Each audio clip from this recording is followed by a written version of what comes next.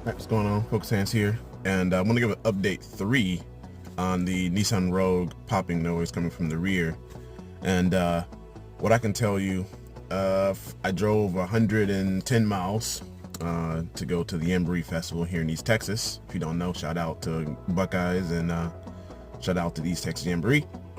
But I drove stop and go traffic until I got to East Texas, that is. And I've been down here driving and whatnot. To make a long story short, I haven't had any popping.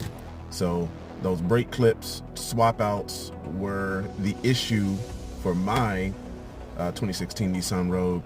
If you've gone through all the other options, you know, if you watched the other videos that I had, yeah, this is just one of those variants. Change that, no popping, no sliding.